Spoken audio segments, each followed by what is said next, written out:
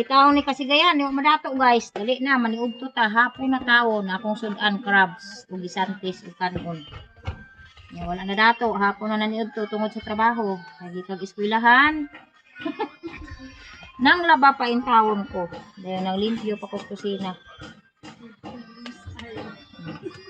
Nagbrush pa pukos akong kalumpang nga gamon ugma. Kay ginahanglang kasi klase man ang himuon. Malako man ang mga bata sa harina.